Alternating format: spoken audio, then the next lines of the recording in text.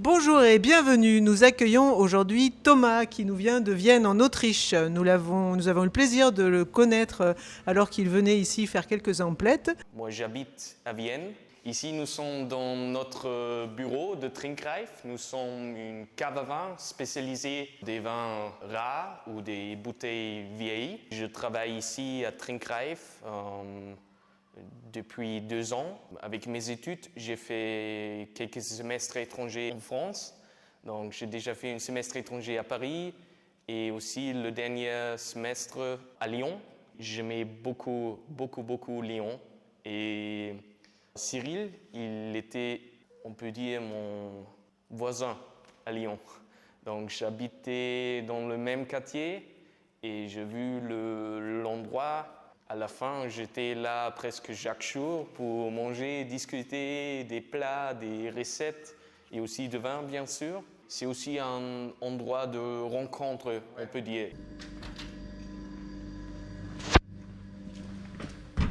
C'est tout sur conditions climatiques avec entre 11 et 14 degrés. Ce bel truc là, parce que j'ai déjà bu chez Cyril, les vins du Jura de Tissot, c'est super. Des belles champagnes, bouteilles de allemand en Autriche. Et champagne à Syrah, c'est un champagne 1982. Mouton, ici un magot. Et ici, nous avons toutes les bouteilles qui sont déjà vendues et pas encore collectées par les clients. Donc, il vient ici pour le collecter ou sinon on le expédier. Nous avons des clients en États-Unis, en Asie. Donc, oui, il n'y a aucune frontière. J'espère en automne que je peux venir et faire la cuisine avec Karine et Cyril. Et oui, bien sûr, j'ai envie de prendre une belle bouteille et on va boire un coupe. Aujourd'hui, nous allons apprendre à faire un dos de cerf. As-tu déjà cuisiné le cerf, Thomas ? Oui, bien sûr. Comme mon voisin, il est aussi un chasseur, donc j'ai déjà fait la chasse et aussi j'ai déjà préparé le sanglier, le cerf, tout ça. Donc oui, j'espère que je réussis à préparer le plat avec Cyril. Et tu as dû l'accompagner d'un bon vin parce que par ailleurs, tu es passionné de vin. Oui, c'est ça. Et comme j'ai déjà terminé mes études, j'ai commencé à travailler dans une cave à vin, marchand de vin. Donc là, j'ai aussi pris une belle bouteille d'Autriche. Très bien, nous allons déguster ça, mais avant, il va falloir travailler, chef. Alors, on nous met la pression. Si on dit qu'il y a une belle bouteille, nous, on va faire un joli plat. Un très joli plat, un plat de fête, parce que nous approchons les fêtes. Un plat qu'on a fait l'année dernière, qu'on a proposé à nos clients pour Noël. Ça va être un dos de cerf façon Wellington, c'est-à-dire qu'on va accompagner ça avec des tranches de foie gras, de la truffe. Donc ça va être des techniques qui vont être très intéressantes et on va passer un bon moment. Je crois aussi, oui. Allez, au travail. Voilà la bête. On aura besoin de différents ingrédients, comme de la crépine, une garniture aromatique, des poires, un sirop de poire, du foie gras, des raisins macérés dans le cognac, une garniture qui l'accompagnera avec des salsifis, des pommes de terre, du céleri rave, du chou vert, du potimarron, un peu de miel pour agrémenter tout ça, une marinade au vin rouge pour la sauce avec du vin blanc, quelques épices, un fond de gibier préparé par avance, cognac, madère, vinaigre balsamique, on fera une petite confiture d'érel, du feuilletage pur beurre et quelques autres ingrédients qui nous permettront de finir cette recette. Donc comme tu peux le voir, nous avons du travail. Oui. Donc nous sommes devant notre dodo de cerf. Cette technique, je vais la faire toute seule parce que honnêtement, je ne pense pas qu'on puisse acheter un dos de cerf comme ça en tant que particulier. Sauf, par contre, si ton voisin t'en donne un, lui qui est chasseur. Mais ce qu'il faut faire chez un boucher, c'est demander donc un filet de cerf, on va voir, je vais le lever, et les os qui vont avec.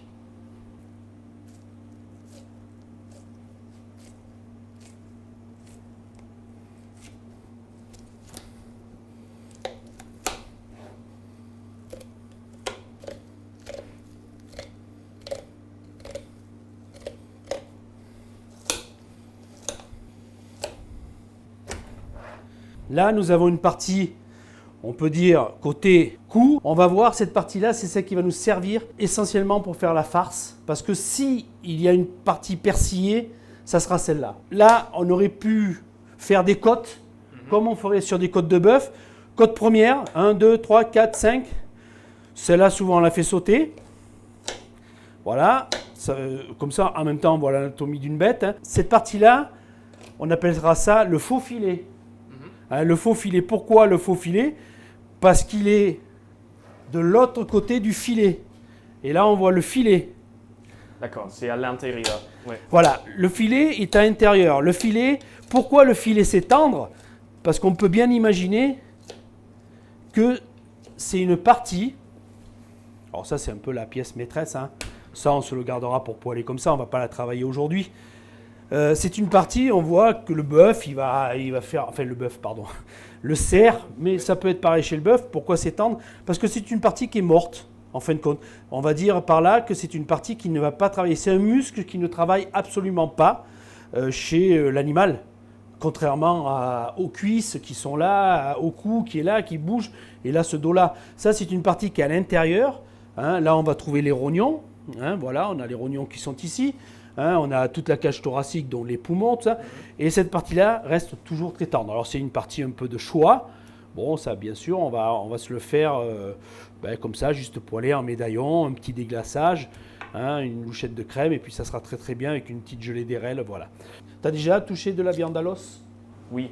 D'accord. Mais pas comme ça, pas entier, mais en taille privée, on peut dire. Chaque fois, soit tu as touché du filet, tu savais où il se situait en tout cas. Ah oui, l'anatomie c'est toujours le même. Oui, toujours le même. Que ce soit bœuf, lapin, on va dire à peu près tous les mammifères, c'est pareil. Ouais. La baleine, j'en ai jamais fait, mais bon, c'est un mammifère aussi. Mais disons que chez les mammifères terriens, l'éléphant non plus, j'ai jamais fait, mais ça risque d'être pareil aussi. C'est juste plus gros. Il faut un gros couteau pour l'éléphant. Ce qu'il faut quand on travaille de la boucherie, je vais peut-être te dire des choses que tu connais déjà, c'est toujours travailler sur l'os. Parce que si tu te loupes, tu vas aller sur l'os. Si tu travailles sur la viande, si tu te loupes, tu vas couper la viande.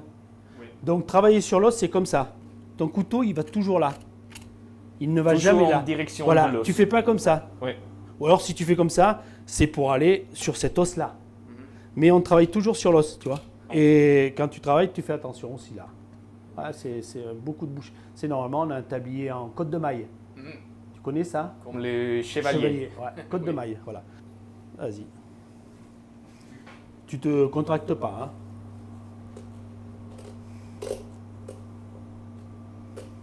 Voilà, il faut toujours entendre ce bruit là, c'est bien. Quand tu entends le bruit que tu racles l'os, c'est que c'est bien. Et tu voilà. commences par là ou tu... Alors moi, je vais commencer par là. Ah d'accord. Parce que tu es droitier. Oui. Donc ce que tu fais, c'est que tu vois le décalage. Essaye de poignard, comme le poignard. Tu arriveras mieux à, tu vois. Okay. Parce que comme ça, des fois, tu as le bras qui est comme ça. Là, si tu travailles comme un poignard. Ah, c'est assez dur. Oui. Oui, c'est normal, c'est une technique. Mais tu te débrouilles bien.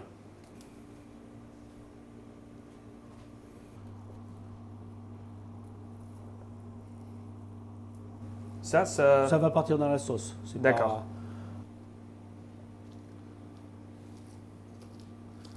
Voilà, super. Ici, c'est plus facile parce qu'on a la membrane.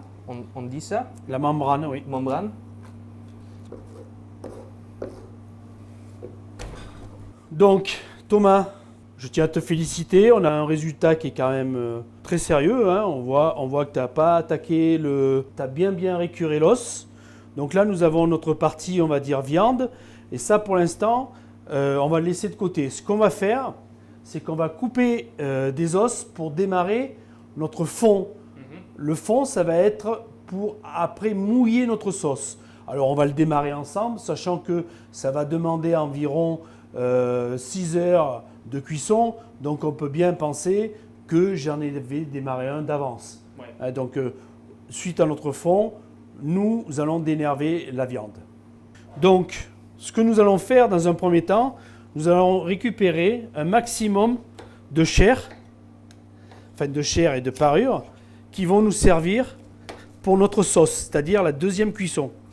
Donc les petits moissons de viande, tu mets dans la sauce. Alors la sauce, voilà. Oui. Voilà. Donc c'est pour ça que j'ai pas trop insisté pour qu'on racle complètement les os, parce qu'on a besoin de cette deuxième cuisson. Toujours pareil, hein.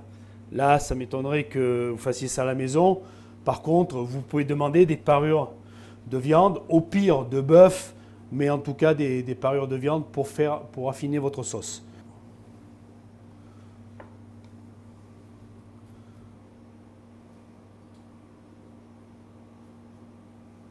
Je te montre juste parce que on aura peut-être des gens qui vont regarder, qui vont dire « Oh là là, c'est pas comme ça, les bouchers font pas comme ça ». Non, les bouchers font pas comme ça. Les bouchers, quand ils travaillent un carré de bœuf, ils vont racler. Voilà. Ils vont racler d'abord leurs os, ici. Et ensuite, ils dégagent comme ça.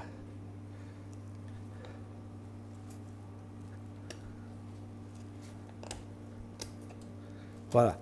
Bon. Comme ça, la viande va rester sur le morceau. Honnêtement, nous, comme on a dit, on veut vraiment utiliser ça pour la sauce. Parce qu'on est des cuisiniers, hein, on fait de la cuisine. Donc voilà, on a besoin de parure. Donc c'est pour ça qu'on ne s'est pas autant ennuyé. Je vais te laisser finir. Mais franchement, c'est tous des trucs, nous, on va partir dans la sauce. Et c'est vrai qu'en cuisine, c'est des choses où on va essayer de gagner du temps. Un boucher, c'est son chiffre d'affaires, il est là. Il est dans tout ça. Le moindre pourcentage, c'est un chiffre d'affaires. Donc, lui, il va essayer de t'en vendre le plus possible, tu vois. Mais nous, ça sera vendu parce que ça sera vendu dans le plat. Voilà, c'est ça la différence. Donc, quand on a souvent en boucherie, entre guillemets, restauration, on sait faire un dos, mais on n'est pas des spécialistes du désossage non plus. Parce qu'il faut bien reconnaître qu'on fait du poissonnier, on fait de la boucherie, on fait de la pâtisserie. Donc, on sait faire beaucoup de choses, mais il y a des choses qu'on ne va pas au bout parce que sinon, on passerait notre temps à faire ça. Alors, des très vieilles brigades, d'après-guerre, il y avait des bouchers dans les restaurants, enfin dans les hôtels. Mais d'abord, ils faisaient ça et après, il y avait le cuisinier. Tout ça, c'est énormément réduit. Donc, le métier est devenu hyper, on te demande de faire tout, donc il ne faut pas non plus... voilà. Donc, la prochaine étape, c'est d'avoir des os pour notre fond. Voilà.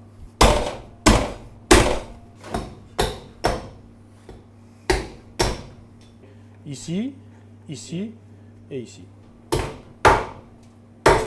C'est pas recommandé de faire ça à la maison. Non, on va le dire. Donc ça, maintenant, on va mettre une matière grasse, le mettre au four, préparer notre garniture aromatique. Maintenant, il est tellement mort, le pauvre. Ouais, là, il bouge plus, là. C'est sa seconde mort. Au four. Bon, Thomas, on est sur la garniture aromatique. Donc, taillage, on va dire, on appelle ça une mirepoix. Donc, ça va être des gros dés. Je vois que quand même, tu as une belle prise de couteau en main. Je reprends tout le monde à chaque fois qu'on fait, ça fait plusieurs démonstrations que je fais. Et je reprends tout le monde sur la tenue du couteau et je vois que toi, tu as la très très bonne tenue de couteau, c'est-à-dire que tu vas chercher ta lame, oui. Hein, parce que beaucoup de gens vont utiliser le couteau comme ça et là on a des accidents. Je pense que tu as quelques techniques cachées qu'on ne saura pas. L'ail, on le casse légèrement. Là, on a du céleri rave. Bon, on peut bien comprendre que j'ai récupéré sur notre céleri rave qu'on va préparer comme purée plus tard.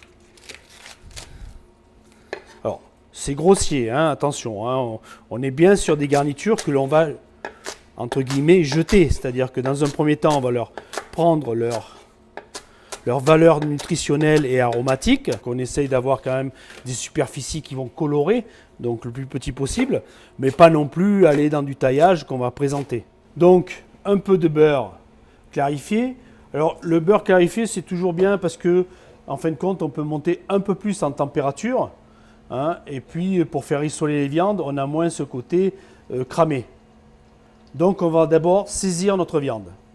Donc ça, on voit bien, hein, c'est nos parures de tout à l'heure.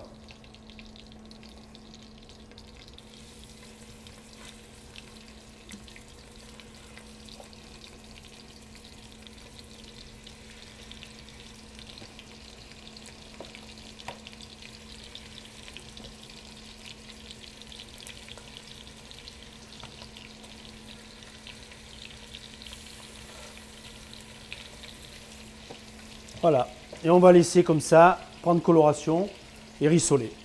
Là, on va vérifier, Thomas, notre coloration. Voilà, hein. Donc on remue. On vérifie notre odeur. Bon, c'est pas très accentué, hein, comme je disais. Le cerf n'est pas non plus on va dire un gibier qui a une odeur de grande venaison, mais voilà. Là, on voit quand même ce côté qui a encore un peu d'eau, hein, la viande a rendu de l'eau, donc on va continuer à laisser caraméliser. On est quand même sur un four très chaud, hein. Voilà, on est entre 220 et 230 degrés, donc on continue mais on remue, parce que vu qu'on est sur du air pulsé, il ne faudrait pas qu'on ait des cimes d'os qui crament, parce que ça va donner trop d'amertume. On veut de la caramélisation mais pas de l'amertume.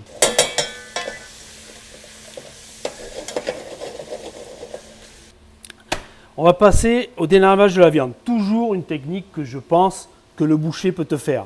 Bon, nous on est là pour apprendre, donc on va le faire. Hein. On a pris la partie faux filet, hein, c'est-à-dire, comme on voit, on est sur essentiellement de la noix.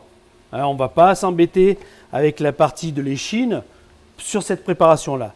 On est sur le faux filet. Donc, si on a vu, tout à l'heure on avait l'os. Si on aurait laissé le filet, par exemple, et faire une découpe, dans le bœuf, ça s'appelle un T-bone. Hein, on est sur T, en os, faux filet, filet, T-bone. Voilà. Là, on est sur le faux filet. Voilà. Donc, là, il y a beaucoup voilà, hein, on va le faire à la sensation, c'est-à-dire qu'on va enlever toutes ces parures.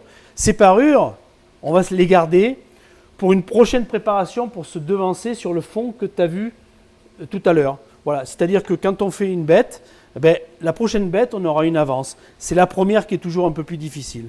Voilà, donc qu'est-ce qu'on fait? On va débarrasser de tous les nerfs. Hein, voilà. Alors là, pareil, on travaille sur le nerf.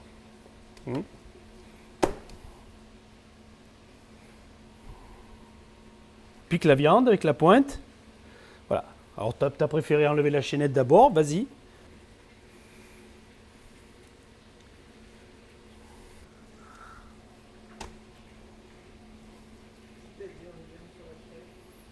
Après, tu tiens ce truc-là, enfin le nerf, pardon, et tu travailles sur lui. Et tant que ça tient, tu coupes. Quand ça ne tient plus, tu lâches. On peut entendre déjà que c'est plus le même bruit que tout à l'heure. Là, on voit que ça commence à pincer. Hein. On dit pincer, c'est-à-dire que les sucs qui sont là commencent à pincer. Donc là, on va commencer à surveiller quand même.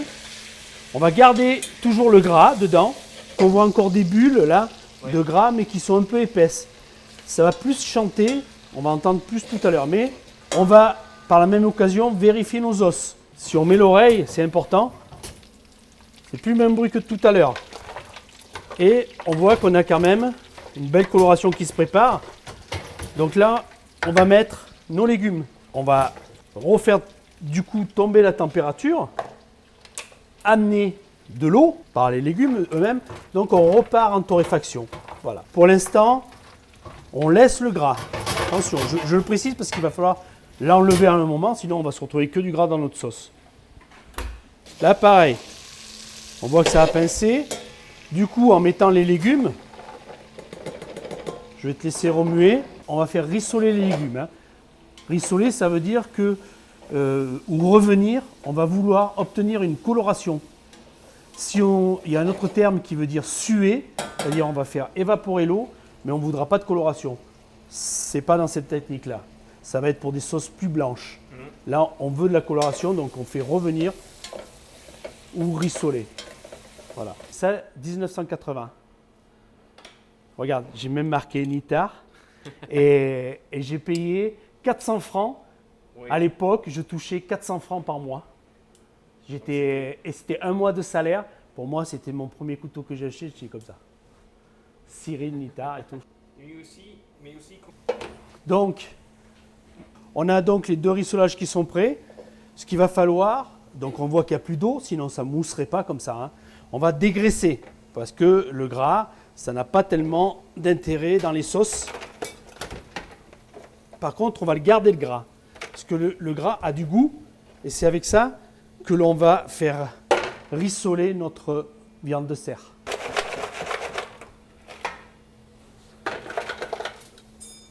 On va se reculer un peu, on va faire un flambage sur les os.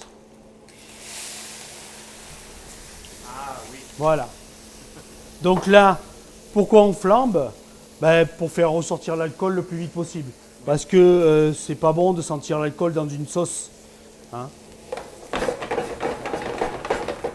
Voilà. Après, si tu veux, je te fais un tour de magie.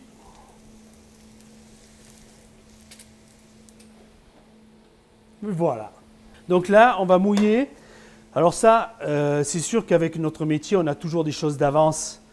Les parures, par exemple, sur notre cerf, j'ai fait mariner avec du vin rouge. C'est une marinade de vin, c'est-à-dire que ça a mariné avec le gibier déjà. On va faire tomber ce qu'on appelle à sec. On va faire un peu la même chose avec ça. Donc là, on voit notre belle coloration. Hein? On voit nos sucs. Ce qui nous gêne là-dedans, c'est quoi? C'est le gras. Oui. Donc, qu'est-ce qu'on va faire? On va dégraisser. Alors, avant de porter, on vérifie qu'on ne se brûle pas.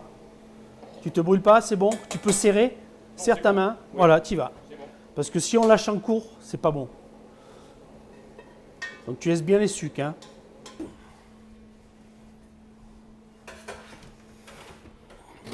Donc, même processus, Thomas. Flambage, première opération. Deuxième opération, on va acidifier avec du vinaigre balsamique parce que la sauce qu'on va faire, c'est une base de sauce poivrade. La sauce poivrade veut qu'il y ait du vinaigre dedans. Nous, on va utiliser du vinaigre balsamique qui n'est pas un vinaigre trop vif. La troisième opération, ce qu'on appelle le déglaçage. Déglaçage, donc flambage. Déglaçage, on est sur de l'alcool.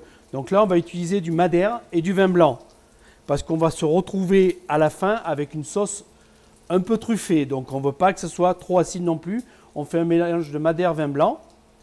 Et le mouillage, c'est donc du fond qui sera ici, qui est ici en préparation, mais qu'on a préparé donc un jour ou 2 jours avant ou qu'on a au congélateur d'avance. Par exemple, là, on vient de préparer un dos de cerf. Vu qu'on est en train de faire un fond, celui-là va nous servir pour le prochain dos de cerf. L'ancien dos de cerf, il est ici, etc., etc. Et les épices viendront une fois que ça sera mouillé.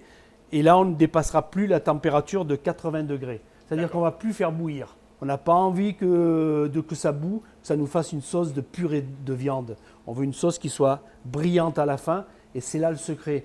La sauce brillante, c'est une sauce qui a recuit après une première cuisson, qui a recuit mais sans bouillir, c'est-à-dire on est sur 80-90 degrés maximum. T'as pas peur, jamais. Hein. Mais au pire, tu vas plus avoir de poils, c'est tout. Hein. Ça va jamais te brûler et ton visage, tu laisses un peu comme ça. On y va. Un peu plus. Stop. Voilà. Tu me fais le tour de magie? Je vais mettre ça? Allez, et tu fermes complètement. Hein. Voilà, et tu tires. Bravo! Las Vegas, nous voilà. Le vinaigre. Le vinaigre. On va mettre, on parle de 1 décilitre. C'est bon? Un peu plus. Voilà. Et là, on va faire tomber à sirop. On va voir nos... Alors en plus, l'avantage du vinaigre balsamique, c'est que ça va encore plus nous brunir la sauce. Donc vu qu'on est sur une sauce brune, et c'est vraiment un signe de qualité lorsqu'elle est le plus brun possible, sans qu'il y ait de l'amertume. Donc là, Thomas, rien que l'oreille, on le sait. Voilà, on a ce sirop qui est au fond, hein, on entend chanter. Donc là, on est sur du mouillage. Du déglaçage. C'est des termes de cuisine, mais bon, même si on mouille, on déglace. Donc vin blanc. On déglace avec le vin blanc. Donc là, on est sur à peu près 2 centilitres. Donc aussi 200. Oui, 2 centilitres, 200 millilitres, comme tu veux, ou 0,2 litres. Voilà. C'est bon? Bah, c'est toi le sommelier. Tu sais, un bon verre, voilà. Oui. Un bon verre. Ah, d'accord. Et là, on est de nouveau sur une étape de réduction jusqu'à sirop. Voilà, ça c'est toujours des étapes. On a notre fond, là, donc on est sur le fond, donc on est avant ça, hein, qui, voilà, de nouveau on entend chanter. Donc là, on est simplement sur un mouillage. Alors si on n'a rien sous la main, on mouille à l'eau, sachant que l'eau, ben oui, comme on peut l'imaginer, ça n'a pas tellement de goût. Moi, j'ai un petit fond blanc sous la main, voilà. Si on a fait une poule au pot et qu'il nous est resté du fond blanc, c'est bien aussi. Si on a fait de la blanquette, qu'il nous est resté du fond blanc, c'est bien aussi. On pourrait mouiller avec de l'eau si vraiment on n'avait rien. Bon, ça serait dommage. Donc là, on mouille, hein, à hauteur d'os, à peu près. La réduction se fera là-dedans. Là, on est dans une étape de cuisson. C'est-à-dire qu'on va vouloir que tout l'os, la gélatine qu'il y a dedans, hein, les parties qu'on a torréfiées, donc toute cette caramélisation, on va vouloir qu'il communique au liquide. Donc on va cuire, et pareil, on ne va pas non plus surcuire, hein, parce qu'on aurait une purée d'os. Ça, c'est des petits os, je pense qu'au bout de entre 4, selon la bête, hein, la vieillesse de la bête, entre 4 et 6 heures, ça sera largement cuit. Donc on vérifiera après. Bon, ce n'est pas nous qu'on va le faire aujourd'hui, mais je le ferai demain. Mais on va vouloir extraire. Une fois qu'on aura débarrassé de toute garniture, donc plus que le liquide, là on fera réduire. Pourquoi? Parce que là, on n'aura plus de purée de légumes ou de purée qui viendront troubler notre sauce. Donc ça, pareil, on va le faire cuire, allez, on va dire à 99, 100 degrés maximum, c'est-à-dire à frémissement. Une fois l'ébullition prise, voilà, c'est ce qui va arriver. Parallèlement, on regarde là, on voit que nos liquides quand même, ça devient très brillant. On voit ça laque notre viande. Hein, on voit que la viande devient laquée. Donc là, on surveille. On n'est pas loin. On n'est pas loin de ce qu'on veut. Très important, ces étapes-là. Hein. C'est la base des sauces, la réussite des sauces, pardon. Parce que le maître saucier, à l'époque, c'était le second ou le chef de cuisine. Oui. C'était le poste le plus important d'une brigade. Oui. Ouais. Là, on voit que ça bout. Hein. Donc, on va régler. Voilà. Et tu laisses ça comme ça pour quelques heures. Voilà. Oui. Ce qu'on va faire, au bout de quelques heures, on va faire comme ça. Et si on voit que notre os se sépare, c'est qu'on a la cuisson. Hein. On n'est pas là, voilà. Hein, l'os va se séparer. Alors bon, dans un lapin, ça va mettre 2 heures. Un poulet, ça va mettre 2 heures. Un agneau, ça va mettre 3 heures. Un veau, ça va mettre 4-6 heures. Bon, là, c'est du cerf. C'est plus difficile parce que souvent, on ne connaît pas l'âge des animaux. Oui, hein. Ça dépend. Voilà. Donc, on va laisser jusqu'à ce qu'on voit et que c'est pris du goût. Là, nous sommes à notre résultat. On le voit, hein. Tu dois constater toi-même. Voilà. Si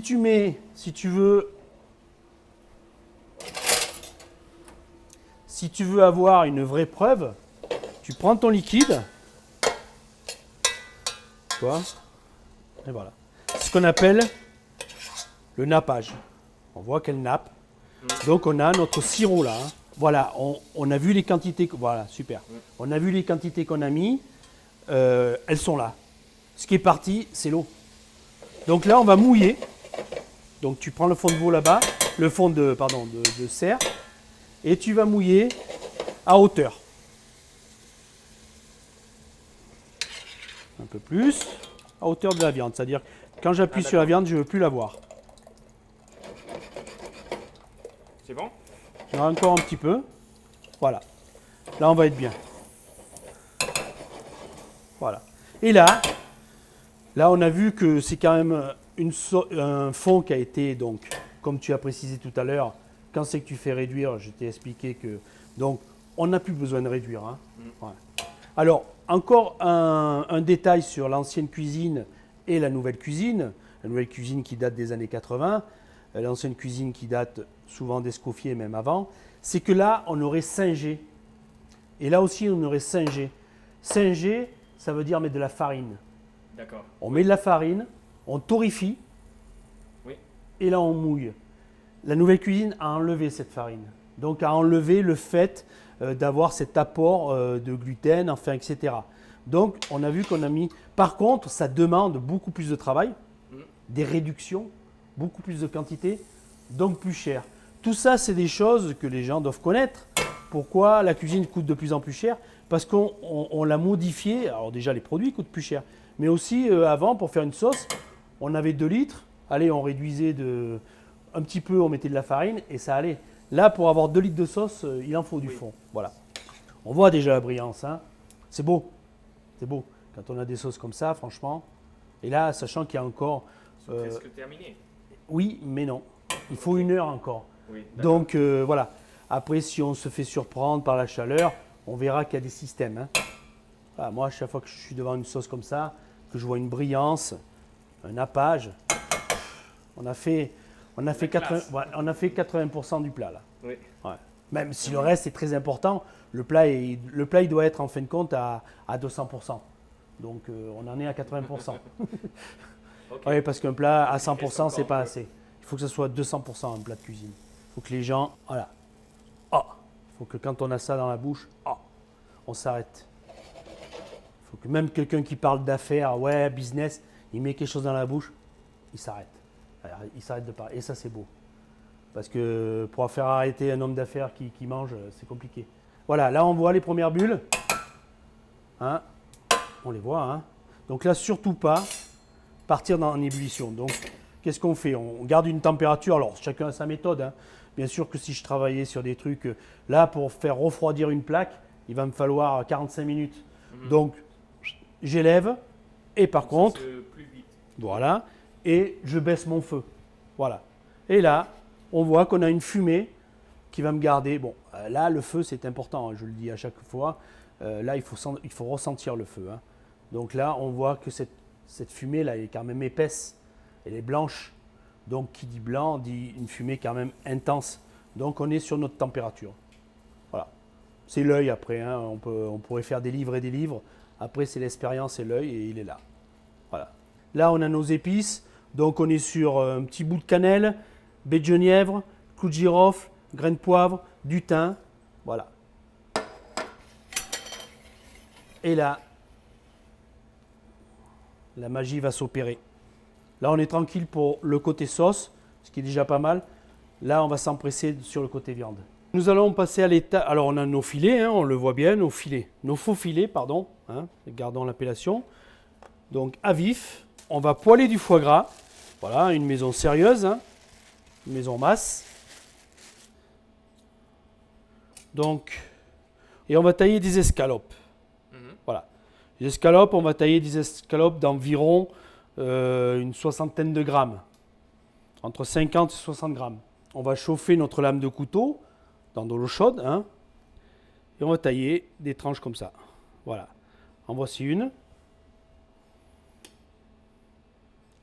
En voici deux. Je vais te faire les marques et toi tu vas tailler les prochaines. Par contre, voilà l'inclinaison. On est bien à 35%. Hein, on n'est pas sur un angle droit, on est à 35% de la planche. Donc tu vas faire ça. Et là, tu vas t'incliner encore un peu plus. Plus on va aller par là, plus on va s'incliner. Alors ça, il n'y a pas trop besoin de forcer. Hein.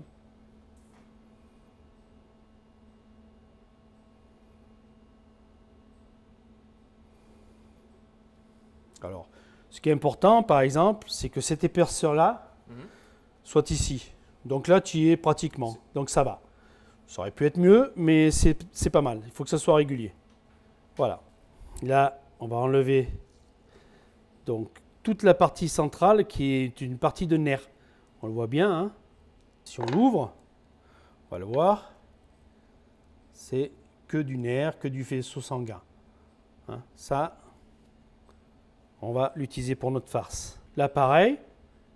Farce.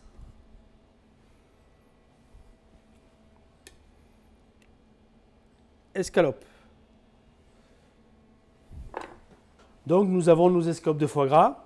1, 2, 3, 4, 5, 6, 7, 8. Merveilleux. On ne l'a pas dit depuis le départ, on travaille pour 8 personnes. Ça tombe bien. Il n'y en a pas un qui va rester de côté. Qu'est-ce qu'on va faire? On va poêler notre foie gras. On utilise une poêle anti-adhésive qu'on fait préchauffer assez fortement. Papier absorbant. Alors cette manœuvre, tu vas la faire toute seule parce que si je la fais moi, je ne vais pas pouvoir arrêter. Il va falloir poser une tranche. Quand on a posé la dernière, on retourne l'autre. Quand on a retourné la dernière, on pose ici, la première. Est-ce que je me suis fait comprendre? Oui. On assaisonne à sec. Seulement le sel ou Non, et du poivre. c'est les poivres? C'est le poivre. On se munit de 2 spatules. Là, entre autres, c'est du Peltex.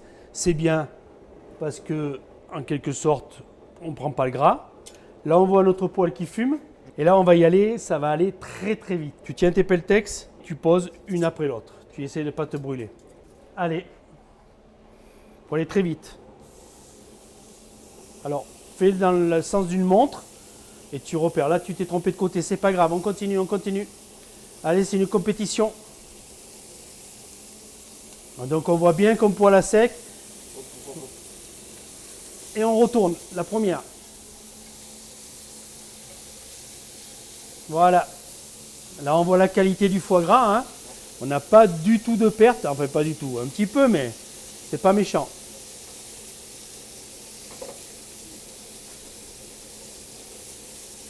Et là, on enlève la première. Là. Et on pose sur papier absorbant. Voilà. Très bien. Donc là, on ne cherche pas de cuisson. Hein. Là, on cherche un marquage.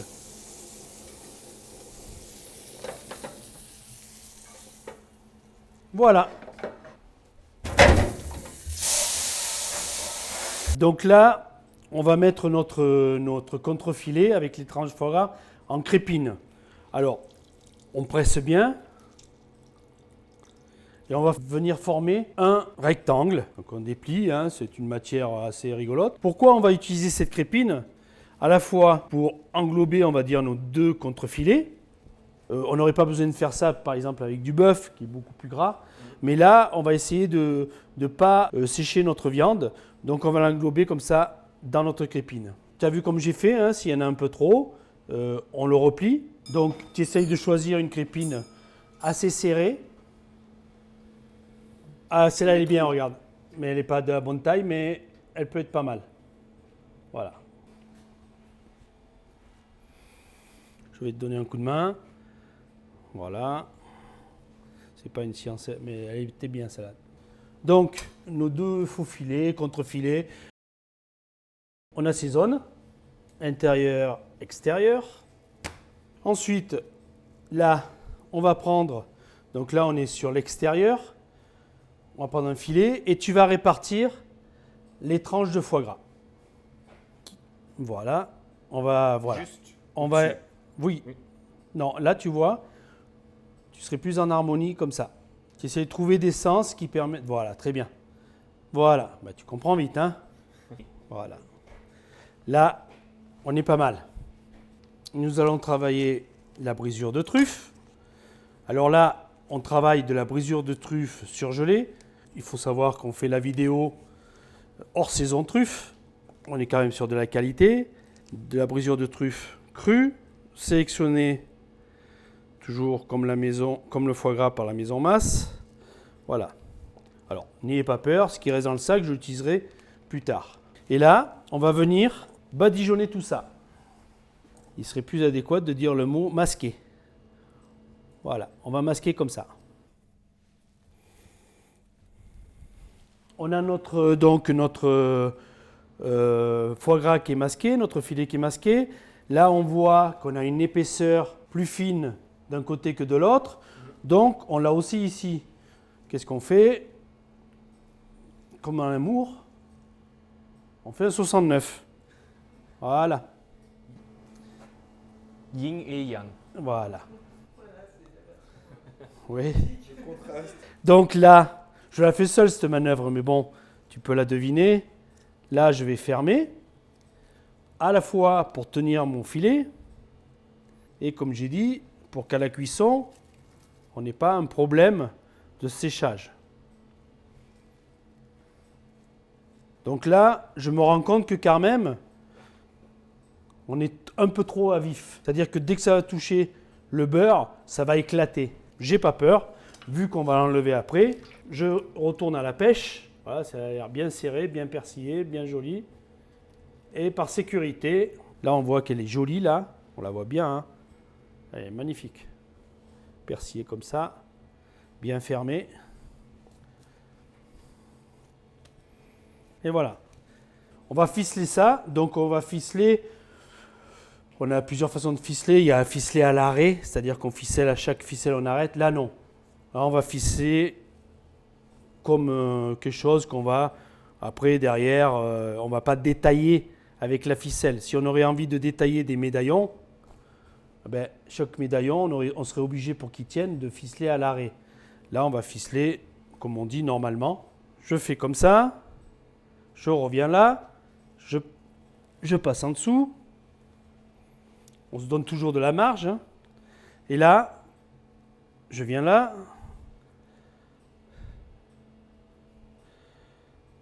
voilà.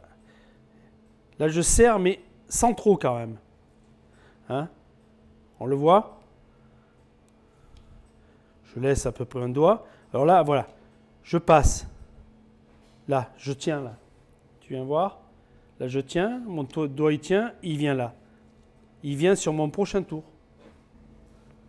Vas-y, serre, serre. Là c'est trop lâche. Serre plus. Voilà, tu le vois sur les rebondissements, tu vois. Voilà. Voilà, là tu fais ton écart. Tu fais ton écart. Fais gaffe parce que tu es en train de faire un tour à ta viande. Tu vois, tu as déjà le foie gras qui est ici, au départ on était là. Ah. Alors, là c'est pas très important. Parce qu'on est sur un ficellement continu. Si tu es sur un ficellement à l'arrêt, il faut que tous les nœuds soient là. Quand tu regardes une viande, il faut que les nœuds soient alignés. C'est la beauté du ficellement. Heureusement que tu n'en as pas 50 kg à ficeler. Sinon, demain matin, on est encore là. Oui, c'est ça. Mais c'est bien. Mais comme tu... Je te taquine quand même, hein. Alors, je te montre la fin. Il faut commencer lentement. Oui, la fin. On prend. On tourne, on passe ça à l'intérieur et on serre. Et là, on est sur la fin. Voilà. Tu prends ce fil-là, tu passes à l'intérieur et après, tu tires. Tu fais attention de ne pas trop serrer, de ne pas faire sortir le foie gras. Tourne ta main, ça. Prends le fil là. Oui, tu aurais pu le prendre avec celle-là. Voilà. Tu rentres, vas-y, passe ta main et prends la viande et tu la fais passer. Prends la viande là. Non, mais soulève. Comment? Voilà. Je lève. Voilà, et là elle passe. Et après, voilà, et là tu tires. Tire le bon. Pourquoi on a deux fils, je ne sais pas. Tire là. Là, voilà. Et tire, et tu fais ça. Non. Là, comme ça. Voilà, ça fait. Voilà. Et là tu serres encore un peu. Voilà. Et lui, tu viens l'attacher avec lui, tu fais un nœud. Tu fais double nœud. On fait toujours double nœud parce que un arrête l'autre. Voilà, tu serres. Là tu serres bien, par contre, tu serres bien. Parce que moins tu serres bien, comme ça. Et voilà. le deuxième. Et le deuxième, ça va l'arrêter. Très bien. On coupe l'excédent de ficelle. Voilà. Là, on va le sécher quand même un peu. Donc là intervient, on est d'accord, notre gras que l'on a gardé des deux rissolages d'os. Là, on est en chaleur. On est en chaleur, hein, mais on n'est pas non plus hyper chaud parce que sinon tout va éclater. Et surtout, on fait attention qu'il ne vienne pas de flamme.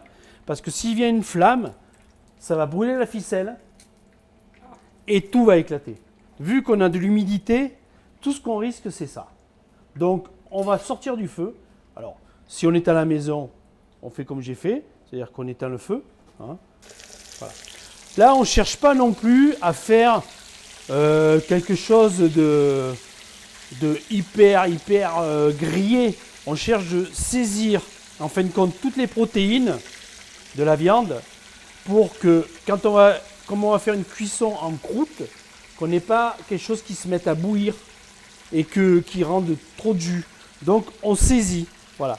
Là, je vois que j'ai pas trop de risque au niveau de la flamme, donc je monte, mais je surveille. Et là, qu'est-ce que je vais faire? Environ toutes les 2 minutes, tu vas faire un quart de tour. Si tu vois que ça commence un peu trop à pétouiller avec l'eau, tout ça, hop, on éteint le feu. Mais surtout, on ne se fait pas gagner par les flammes. Voilà. Si tu as peur, tu prends des outils. Le problème de l'outil, qu'est-ce qui va se passer? Oui, peut-être on casse. Bravo. Oui. Ouais, peut-être qu'on va fendre la crépine. Et là, ça, c'est... voilà. Donc, moi, j'y vais avec les mains, par sécurité. Ouais, je te montre le premier. C'est le plus facile. Oui. Non, tu voulais le faire. Vas-y. Ok. Donc, voilà. Juste soulève quand même. Voilà. Hop. Tu as vu la flamme, là? Oui. Voilà. On entend encore trop rissoler. On va remettre du feu. Là, on voit des petites flammes, mais on fait attention. Donc, on baisse un peu le feu. Là, on baisse le feu. On revient au milieu. Voilà. On voit que si j'avais pas baissé le feu, là, ça aurait pu prendre. Hein. Voilà. Et là, on remonte modérément. Voilà. Et on va refaire peut-être plusieurs fois le tour. Parce que là, on voit qu'il n'y a que la crépine hein, qui a marqué. Hein. Bon, voilà, il faut quand même que la viande marque. Hein.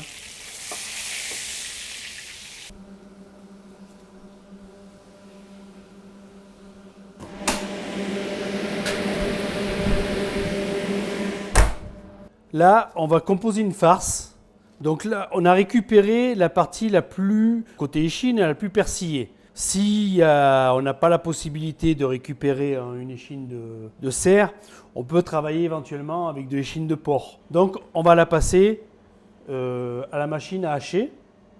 Je vais te laisser faire. Ça, c'est nos parures de foie gras. Et là, nous avons nos pelures de truffe, nos brisures de truffe que j'ai bien récupérées dans le sachet. Je te laisse commencer par le foie gras. Comme ça, on va pousser le foie gras par la viande. Voilà, tu peux mettre la viande. Ah, ça commence.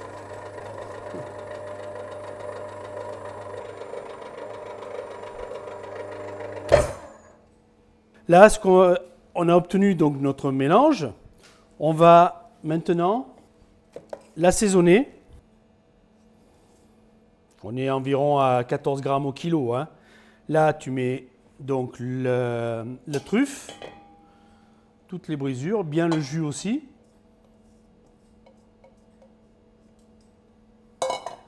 Et là, tu mélanges.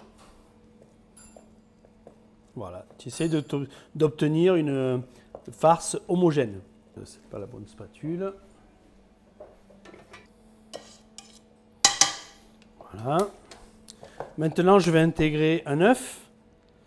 Tu vas doucement au début. Voilà. On va redevenir sur une farce homogène. Alors, je peux te montrer si tu veux. Comment tu le vois. Voilà. Voilà. Là, on est sur quelque chose d'homogène. D'accord? Alors, au début, va doucement, sinon l'œuf, il part. On est d'accord? Après, quand tu vois que l'œuf commence à être intégré, tu deviens violent. Là, c'est toi qui vas le faire. Donc, tu vas débarrasser de la ficelle. Tu coupes tout le long. Hein. On ne coupe pas un et on tourne parce que sinon on va l'éclater. Donc, on coupe tout le long. Chaque truc comme ça. Voilà.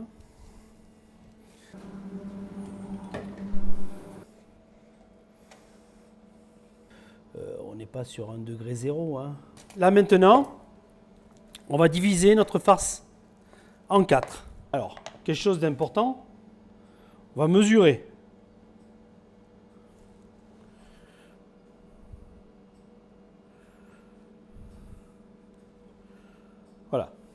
Et on va étaler donc cette farce. Donc là, je vais poser ma viande. Alors je choisis le côté de présentation, mettons voilà. Et là je vais te laisser faire. Alors je vois qu'elle se tient mieux comme ça, hein. On va la faire comme ça, tu vois. Voilà. Et là tu vas venir 1, 2, 3. Tu vois à peu près? Donc 1. Donc voilà. Il faut quand même que tu sois régulier dans tes épaisseurs parce que ça peut jouer sur la cuisson de la viande. C'est-à-dire que si là on a une couche, admettons, comme ça, je dis une bêtise, hein, que là on a une couche beaucoup plus fine, la chaleur va rentrer beaucoup plus vite là, va trop nous cuire le filet ici. Donc on va essayer à ce qu'on ait des épaisseurs égales à dessous, au-dessus moins sur les côtés et dessus.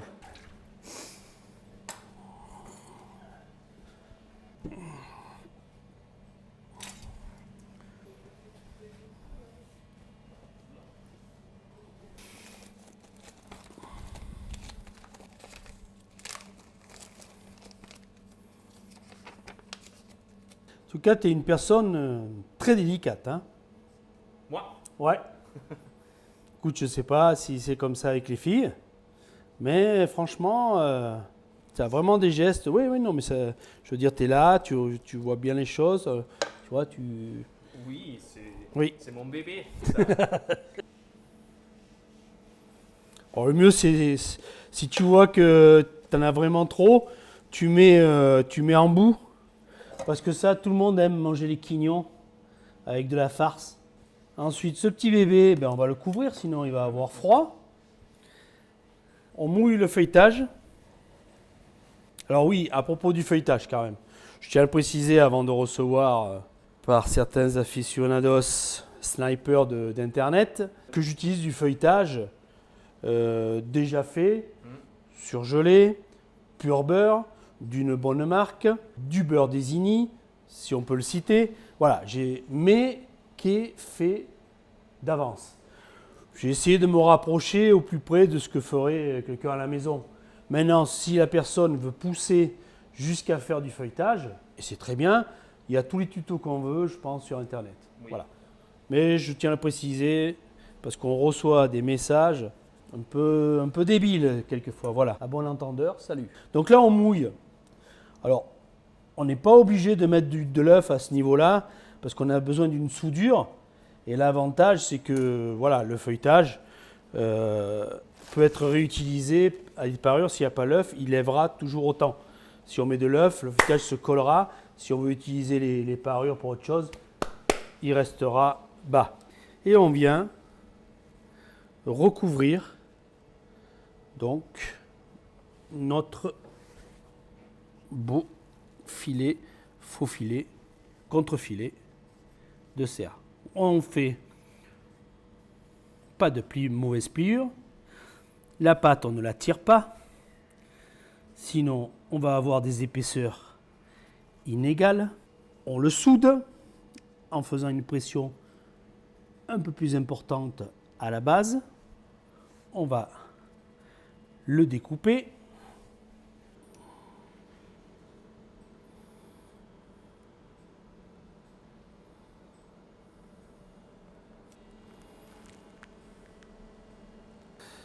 Voilà, ce feuilletage pourra resservir à faire des fleurons, enfin toutes sortes de préparations. On vérifie qu'on soit bien régulier. On va donc dorer. Ça, je pense que je peux te le laisser faire. Alors, quand on dehors, ce qui est important, c'est de dorer tout en long comme ça. Au moins, quand on finit de dorer, on va d'un côté, on va de l'autre. Je vais te laisser faire tout ça. Et aussi ici? Ici aussi, j'allais te le dire, mais c'est bien de m'avoir devancé. Non, mais c'est bien. Et après, dans ce bord-là, on va quand même pas laisser comme ça. Je vais, moi, te montrer quelque chose. Si toi, après, tu as envie de faire autre chose, tu le feras. On va faire une genre de... On va dire une seconde soudure. Donc, pour l'instant, je vais te laisser dorer.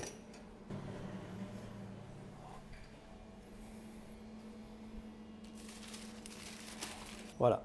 Alors, moi, par exemple, qu'est-ce que je ferais? Je ferais quelque chose comme ça. Premièrement, on appelle ça chiqueter. Hein.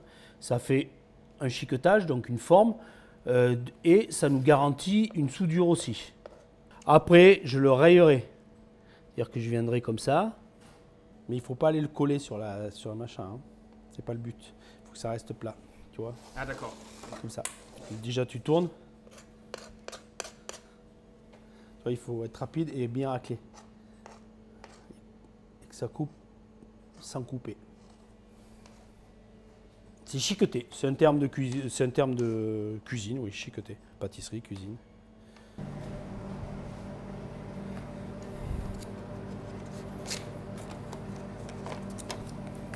Il aime pas là. Je sais pas, Ah, mais il y a une poche d'air. Mince. Oui. Attends.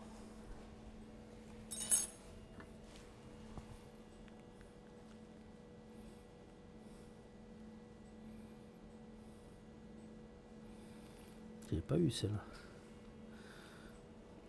Pourquoi il faut éviter Ah, l'air l'air dans le four, ça va gonfler, paf!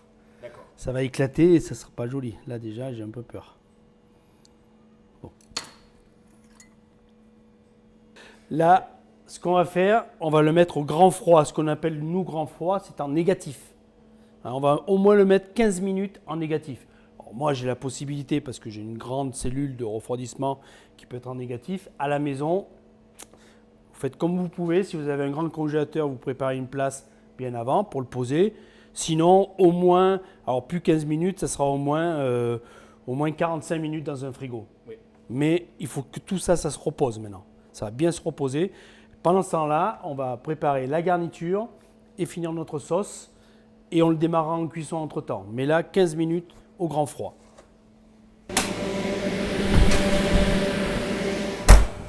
Donc notre garniture, on va commencer par les poires au vin. Donc nous avons notre sirop de vin, c'est-à-dire que c'est du vin que j'ai fait légèrement cuire avec un peu de sucre, quelques épices. On épluche les poires en laissant la queue. Alors pareil, là, on commence par un côté et on finit par le bas. On leur enlève avec un vide-pomme leurs pépins. Voilà, et on les met dedans. On va faire nos salsifis. Donc les salsifis, c'est sale, on va les laver. J'ai choisi du salsifis parce que c'est un accord parfait avec la truffe. Ouais. Alors le salsifis a une très mauvaise réputation, mais comme on va le préparer là, c'est très bon. Alors le problème du salsifis, c'est que ça noircit très vite. Hein, donc on va mettre une casserole à chauffer avec du beurre. Et dès qu'on les aura, on va les mettre tout de suite en cuisson. Donc ça, c'est un peu comme une asperge. Oui. Donc tu la laisses à plat. On met la main à l'extérieur parce que si on met là, quand on va vouloir éplucher, on va casser le salsifis. Donc on met à l'extérieur et on va jusqu'au bout. Et après, on va tourner le salsifis et on va refaire un machin, mais sans laisser de noir. On est parti ?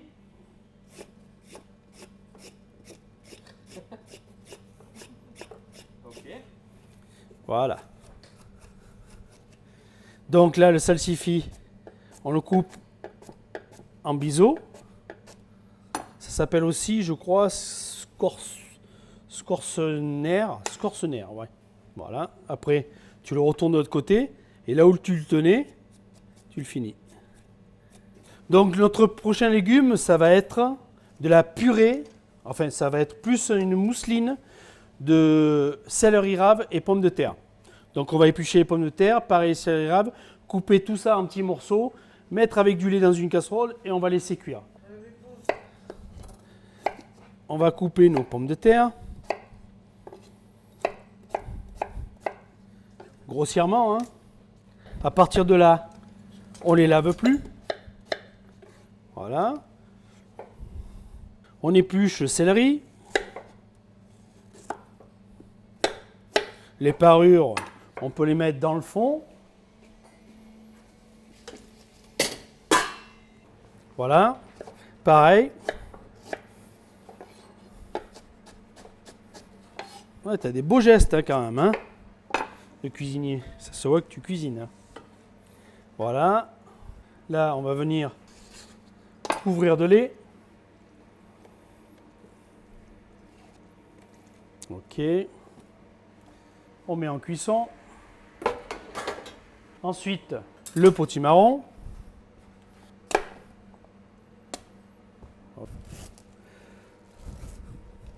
On va le vider. Voilà. On va couper donc des... Attends, je vais te prêter ça. On va couper un peu des ronds comme ça, des tranches. Voilà. On va en couper 9 qu'on va mettre comme ça. D'accord. Dans le four. Après, oui. Là, donc, C'est quoi? Ah, du miel. Là, on va mettre le cerf au four. Oui. Donc, on est sur un four très chaud, 220, pour enfourner. Et après, on va tomber tout de suite. Donc, on met notre cerf. On met une sonde. Donc, on met une sonde à peu près au niveau du premier filet. Oui. Hein, parce que si on taille au milieu, on n'aura pas la bonne cuisson parce que ça sera du foie gras. Et là, on plante. Voilà. 220. On va mettre notre four tout de suite à 200. 220, c'est parce que le temps qu'on a ouvert la porte du four, la température a baissé. On a mis un produit qui est très froid dans le four, donc la température baisse. Donc, on a monté à 220. Mais la cuisson, pendant les 10 premières minutes, on va être sur 200 degrés. D'accord. Donc là, on travaille pour l'instant sur de la minute. Donc 10 minutes, 200 degrés. On continue nos produits. Donc, on va préparer le chou. Donc les feuilles trop vertes, ben, on les jette ou on les garde pour un potage.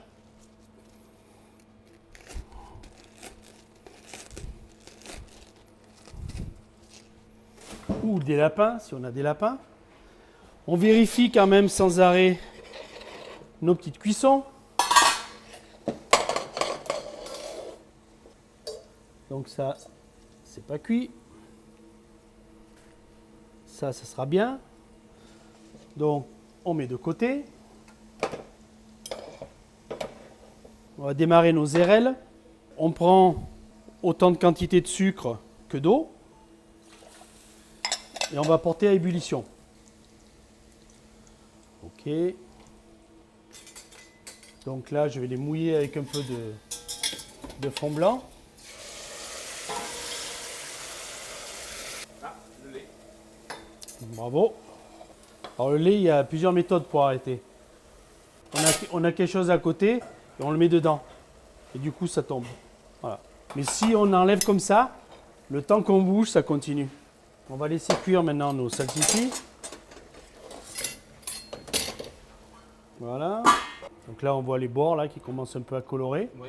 Donc on va laisser prendre coloration. Hein.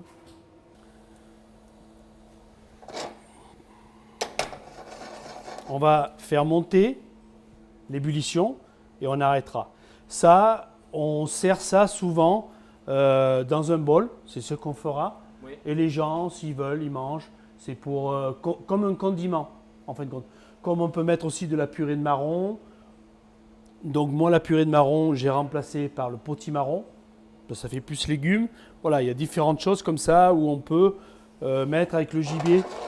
Chez nous, dans notre cuisine, on utilise ça aussi beaucoup. Pour Avec l'escalope viennoise. Ah oui? Oui, Ah bon? on mange ça. D'accord. Euh, Ah, j'aurais pas pensé. Viande blanche. oui, À nous, c'est qu'avec le gibier. oui, mais bien sûr aussi Oui. avec le gibier. Voilà, là on est cuit. Le céleri manque un peu. Là, on voit que ça prend ébullition. Dès que ça ébullitionne, on arrête pour pas qu'ils éclatent trop. Là, je fais réduire le cognac. Ah oui. Donc cognac, un peu de madère. Voilà. On va faire réduire. Toi, tu as le lait comme ça, tu fais ça. Hop, ça tombe et après tu enlèves. Ça évite parce que tu sais, avec les doubles fonds comme ça, Oui, ça il continue. reste trop chaud. Ouais. Donc ça, on va les goûter. Nous allons faire une purée. Tu vas passer ça Donc, comme ça. Ok? Haut en bas. Voilà.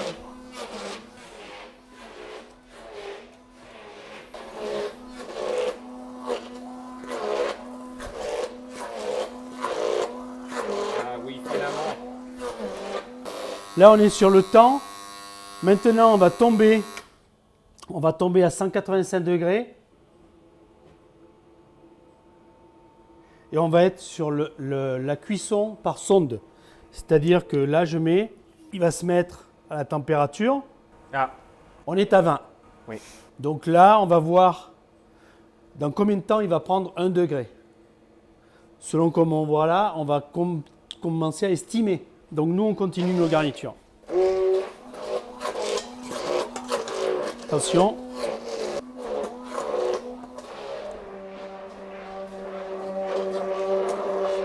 Sel, poivre. Muscade, sel, poivre, muscade. Ah oui, muscade toujours avec le pomme de terre, c'est ça? Et avec le lait, laitage. Ah oui. Béchamel, par exemple. Tu goûtes, c'est toi qui vas me dire. Peut-être un peu plus de sel.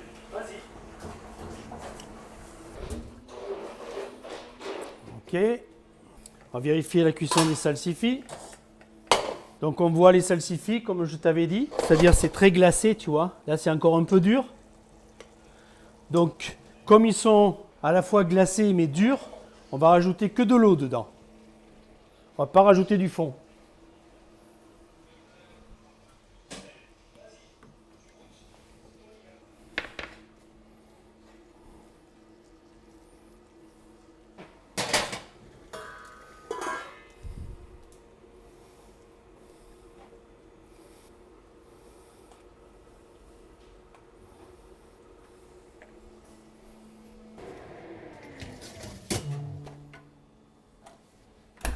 Alors, feuilles de chou, on prend des feuilles de chou comme ça. On enlève la côte et on va tailler comme ça. Voilà.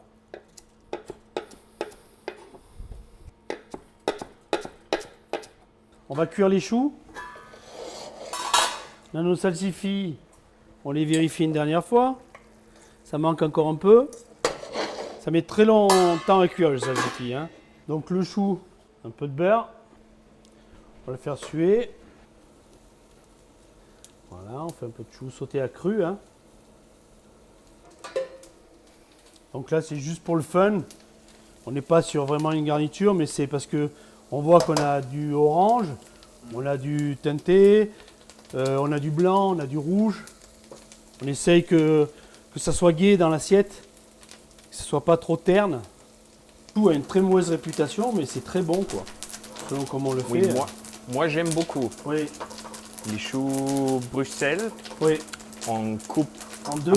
en grillé, deux poêlé. et on peut Ah, le ouais, griller, voilà. c'est Ça, aussi c'est très bon. très bon, ouais. Donc là, on met un peu de fond blanc et on va laisser légèrement réduire. Voilà.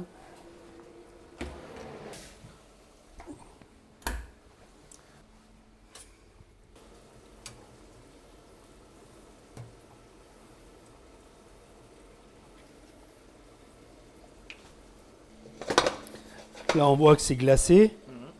Voilà, ça suffit. Là, il a confit. On voit ça a bien confit avec le sucre.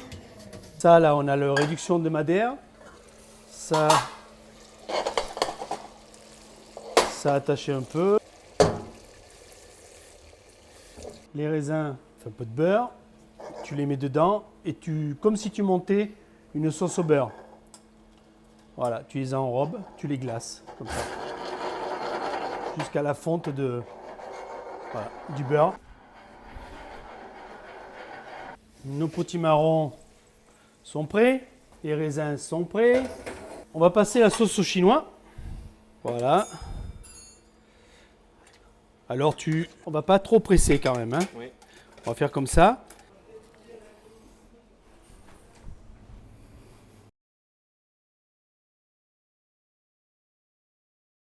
Maintenant, on va la rectifier. On va y donner un dernier peps. Tu vois, on a quelque chose qui est assez uniforme, c'est vrai. Mais nous, on veut quand même quelque chose de frais. Pour amener de la fraîcheur, on va, toi qui parles de vin, tu dois connaître ça, c'est souvent les fruits, etc. Travailler sur le fruit. Nous, on va remettre quelques gouttes de... Alors, c'est vraiment quelques gouttes comme ça. On est sur du madère. On est sur un peu de cognac. Du vieux vinaigre balsamique. Donc c'est du vinaigre balsamique qui a été vieilli. Et quelques grains de poivre. Voilà. Et ça, on laisse comme ça. On la passera au chinois au dernier moment, vraiment au dernier moment. Ça va légèrement infuser. Il faut savoir que bon, ça n'a pas besoin de bouillir. Hein. Le palais ne va pas supporter plus de 60 degrés.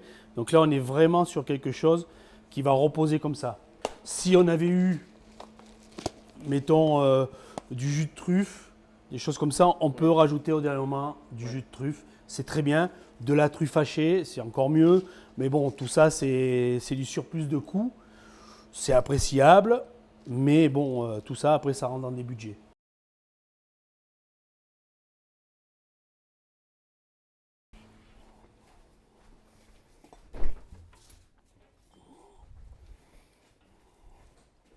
Voilà. Donc le gong a retenti. On sort notre viande. Donc on est content. Ça n'a pas percé nulle part. C'est impeccable. Maintenant, on va laisser reposer. Donc dans un endroit chaud. Hein. Et là, il va bien falloir 15 à 20 minutes de repos. Hein. Salut, j'arrive pour le miam miam. Donc, je t'ai fait la marque là. Doucement. Ouais. Non, c'est pas une question de doucement, c'est tu vois, tu fais comme ça, mais en même temps tu descends. Ouais. Tu fais pas Des grands. ouais. Si tu fais des grands, tu descends pas d'un coup. Voilà.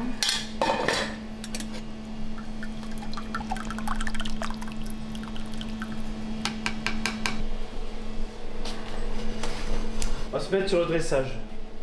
Thomas, tu vas couper. Il n'y a plus trop. C'est un peu trop. Non, on taille-le là. Comme ça.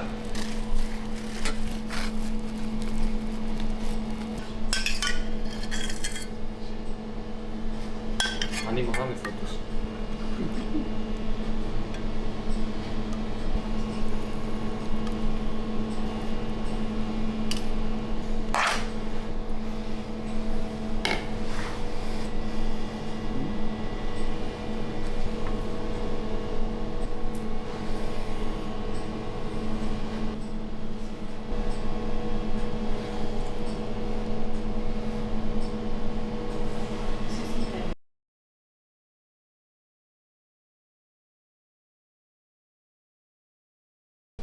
Thomas, je suis fier de toi.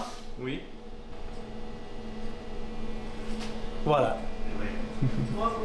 Alors, on mange. Maintenant, à table. Allez. Tu as pour ouvrir? C'est bon, il t'a donné? Oui, normalement. D'accord.